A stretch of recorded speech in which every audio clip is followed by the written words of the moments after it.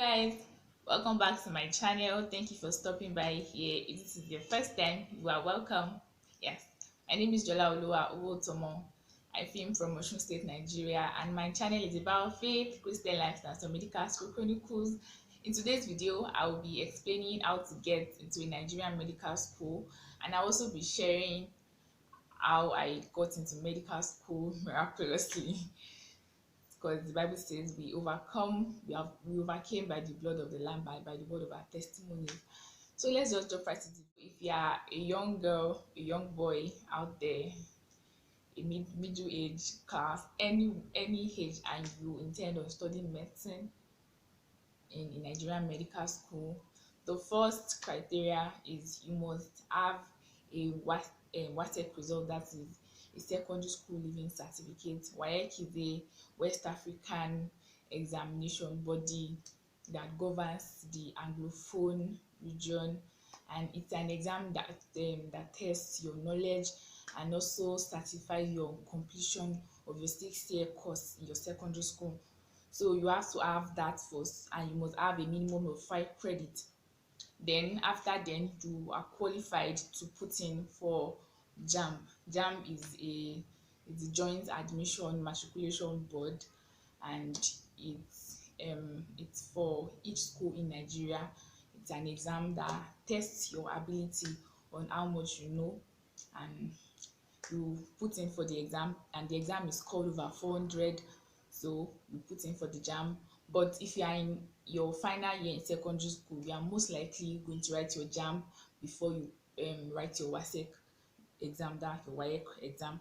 So you most likely put in awaiting result, or if you had written the WAEC GC the year before, you can use that, provided you have a minimum of 5 credits.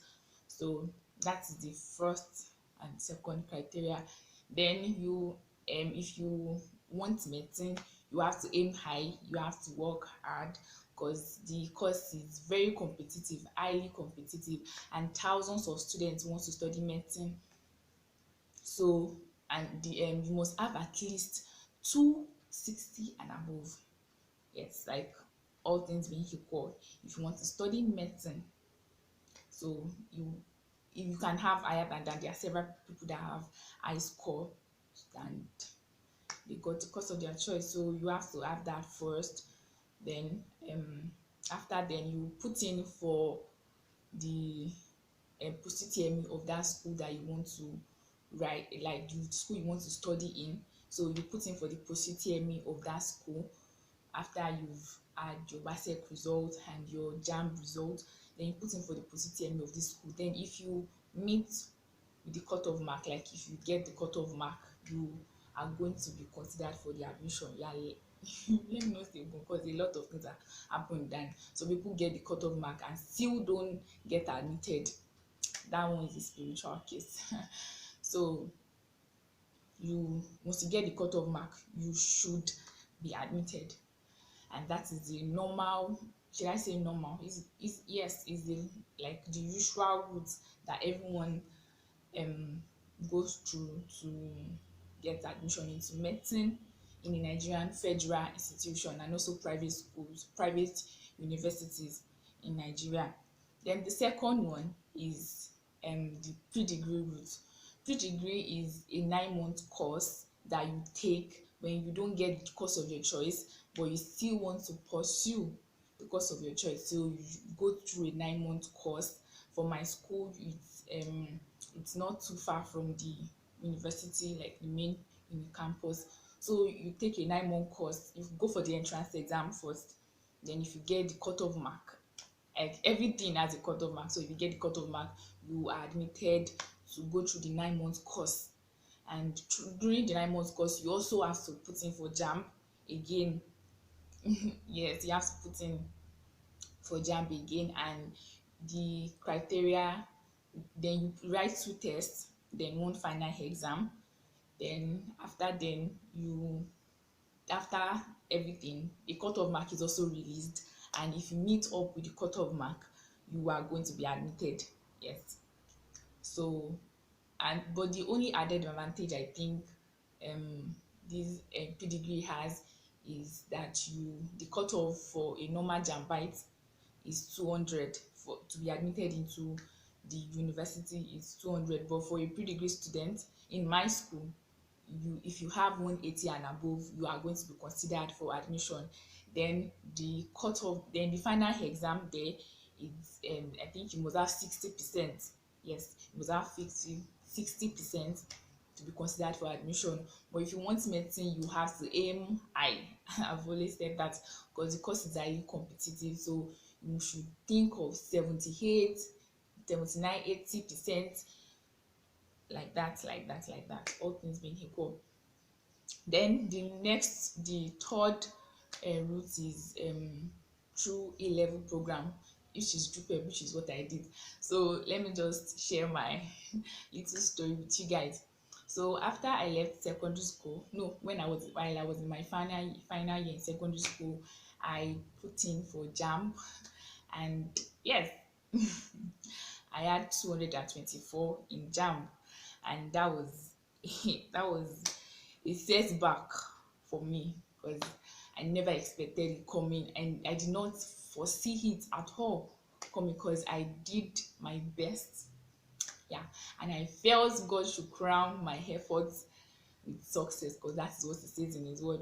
So I asked 24, and guys, I wept like anything. I cried. Oh Jesus! I wailed. I did everything. I cringed into my shell. I'm this hyper person. Yes, I'm actually very hyper, but sometimes I just calm down, especially when I'm not people I really roll with, like people that we're on the same frequency. So I'm this cool calm person. People have actually told me that you look shy, that you are shy, and I'm like, wow, that is good. I am shy if I want to be shy. So it was it was a defining moment for me.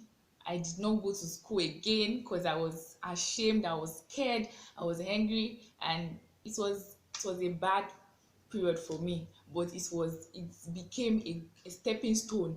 What I thought was a setback became a stepping stone, like a great stepping stone for me. And prior to that, my dad said I should put in for the entrance exam of JUPEB. JUPEB is Joint University Preliminary Examination Board. So I put in for that. And after my JAMB results came out, and my dad knew that this score will definitely get you medicine, he said I should go and write the entrance exam. So I wrote the entrance exam of JUPEB. Is an A-level program. So I wrote the entrance exam and I passed. And guys, in my head, when my daddy was telling me to register for this exam, I said I'm not going to do this. I can't go to this kind of place because I felt it was for those that did not know, like those who are not brilliant, if that makes sense. I just felt it was for those that did not pass jam, and right now I did not pass jam then. So I felt it was for those who failed. Like my idea about that program was just a no. But when reality dawned on me that girl, you have to do this, I realized that I just had to go. So guys, I packed my load and I left for JUPEB program on my valedictory service. Jesus, oh Lord, it was one of the experiences that I hated the most in my life, which I now love, obviously. My dad did not even look at my face. That my dad was telling me that, okay, I told me that, daddy, I've not taken pictures with my friends, and he was like, you guys will see each other later in life. I'm like, daddy, I tell you, you all will see each other in life. I was weeping. My eyes were red, guys. My eyes were red. My dad did not look at my face. He just wants things done. He doesn't want any emotion. I'm sure he actually told me the time that he was literally feeling for me, but he just wants to show it. I'm like, why are you like this? Can't I just take pictures with my friends? But yes, I packed my load and off I went for the A-level program. That night, Jesus, I wept. I can't count the number of times I wept during my A-level program. I can't, because it was too much. I was just, any little thing, I was just going to start crying. So yes, I left, and that night I prayed. Gosh, I poured out my heart sincerely to God. I told God how weak I was, that He needed to help me. And trust me, guys, God was there for me every step of the way. I mean, every step of the way, every step of the way. Because in my head, I felt I'll pass jam and everything was just going to fall out in pleasant places for me, fall in pleasant places for me. So my head was not going to any drupeb, any A levels. So when I got there, I actually wept that night. I hugged my dad. Like I was weeping and I was hugging my dad. And that had never happened before. So for Jela Oluwa to hug someone and cry, it has really gone to a very critical stage. So I told God He needed to help me. I was just so shy. I was just scared. I was naive because I was just leaving secondary school for Jesus' sake. I was a JJC, and yes, I started the program. I wrote a lot of exams, like seven. The final exam, the hits. I was just writing exam back to back. But Jesus was just faithful. And one thing I learned was, one of the few lessons I learned was never lean on your own understanding. I trusted in my ability so much that I was going to pass jam. And another thing, guys, people, that season when jam results is out, everyone will call you. How was your jam? Your classmates will start saying, how was your UTM results? Gosh, I was so ashamed. Like I felt like a failure, a total one.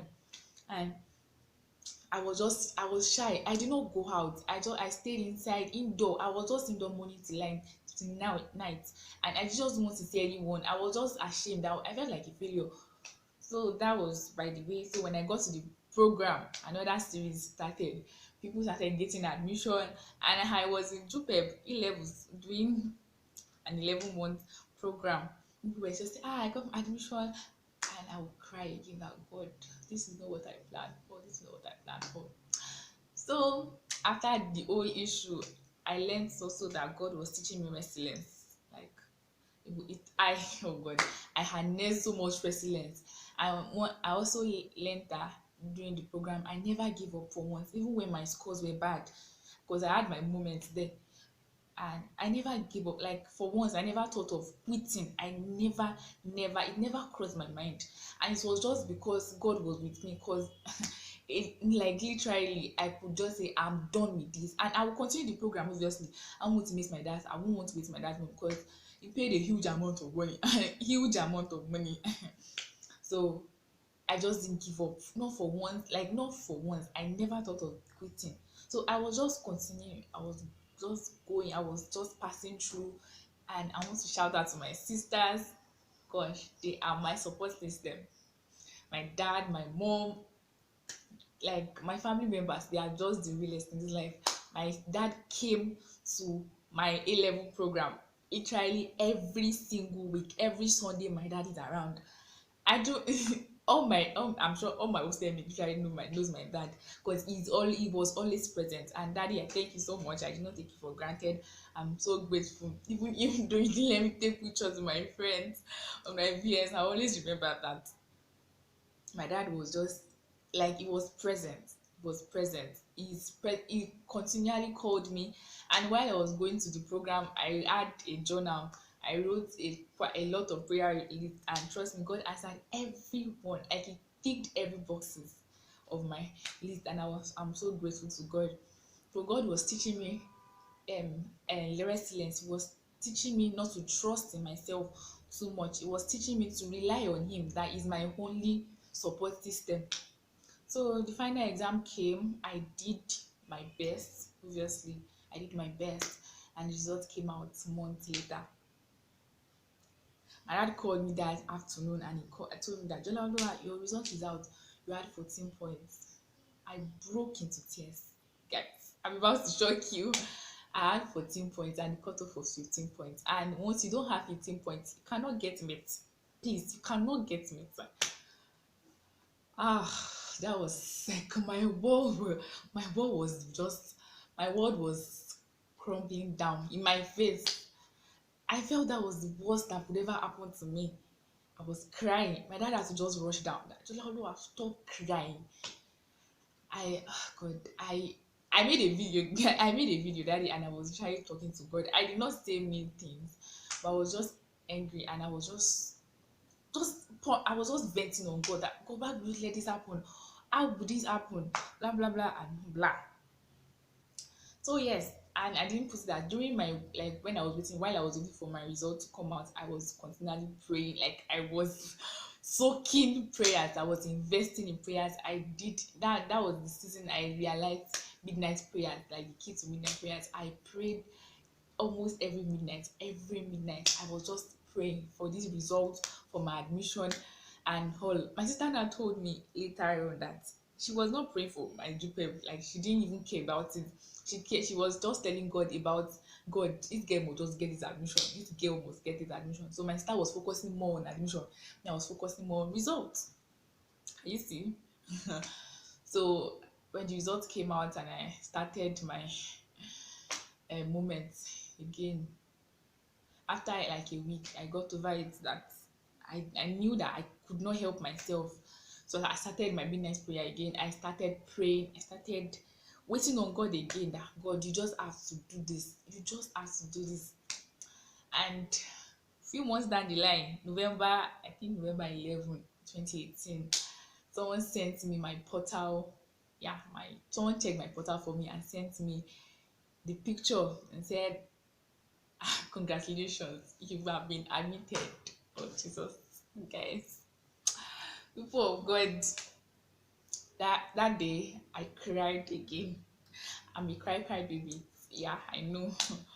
But I cried. I was praising God. Like, I jumped up, I knelt down, I was crying. I called my dad first, I called my mom. I was overwhelmed that, God, how did you do it? How did this happen? Guys, I was number 8 on the admission list. Number 8. Like, how did it happen? I did not know. I can't, if I had the full understanding of how it went down, maybe I would have just put it here. But I did not know what happened. But one thing, I was just continually praising God. I was praying, and during my A levels program, I became so close to God. Like, I became so close to God. I understood. I had a higher understanding of who God was and who God is. And after then I realized that God actually wanted to take the glory. He didn't want anyone to acclimatize glory. What I realized was I was just so full of myself, and I wanted to take the glory, that yes, I had 15 points. I made it into med school by my strength. But the Bible says, by strength shall no man prevail. So if you are out there and you are waiting on God for something, please, the first thing, please check your heart. What will happen after you get this thing? Will you start taking glory, or will you give God the glory? Will it change who you are? Will you change your perception about others? Will you feel no one, like you are commander in chief of everything? Because if I had 15 points, I definitely would be proud that yes, I got the 15 points and I got medicine, that kind of thing. But God was teaching me that no, Dolaluwa, this is not the kind of girl I want you to raise. This is not the kind of woman I want you to become. I want you to give me the glory, because I can do anything. Another thing I realized was God can do anything. He can break protocols for your sake. I mean, because of you, God will break protocols, and that was what God did for me. The cutoff was 15 points, guys. 15, and I had 14. And once you don't have 15 points, don't even think about getting into medicine. And when God did it like this, I was overwhelmed. I could not even the part I could not even think of taking the glory. Or everything I was just thinking was just, thank you, Jesus. Like, that was the only thing I could do, because that was just what God wanted me to do. And trust me, when someone tells me, asks me why do I take God this serious, and I'm like, he has he has been there for me through the thick and thin. He has showed up in my 11:59.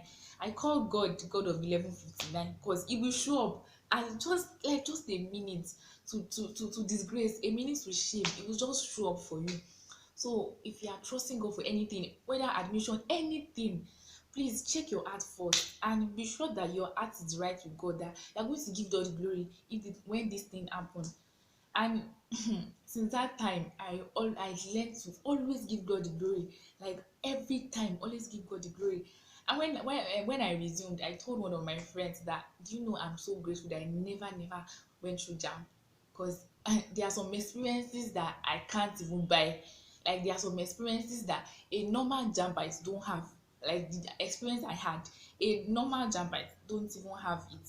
And I was just so grateful. If up till now, I'm still grateful, because these experiences are just like, they are still fresh in my brain, and I'm just grateful to God. So please, I want you to trust God for your process. Another thing I learned was, don't ever compare your season to anyone's season. Don't compare your timing to anyone's timing. We have had it a lot of times, but when reality dawned on us, you realize that you were just saying it, you didn't really mean it. I realized that was I compared myself a lot, because people were telling me, I got admission, blah blah blah. I mean, and I'm like, God, this can't happen to me, blah blah blah. I was comparing my season to other person's season, and God was saying, Jola Oluwa, I have plans for you. I have better plans for you. My ways are not your ways. My plans are not your plans. That was what God was telling me. But I was just so overwhelmed. I was deaf to hearing what He was telling me. And when I got my admission, I realized that everything I did was just a waste of time. But I'm just grateful that God took me through this process. Like, I'm just so grateful. And the last rare route is through direct entry. Also, the A level is also direct entry, but there are two direct entries.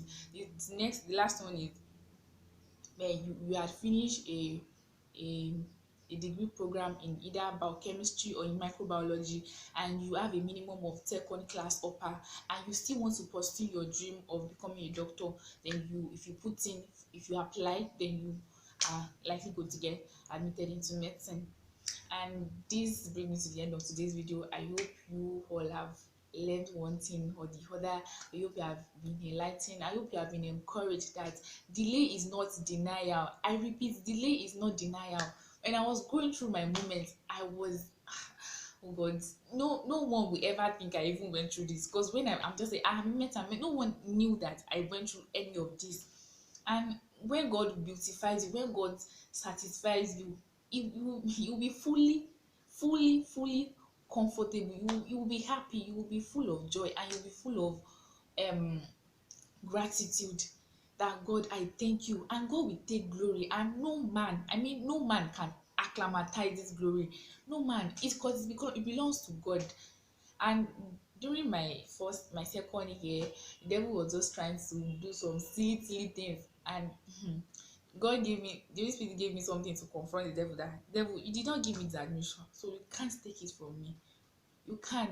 So this is another advantage of when God gives you something. When it's God that gives you, trust me, the devil, he might want to try to touch it, but he can't touch it. He can't, because he did not give you.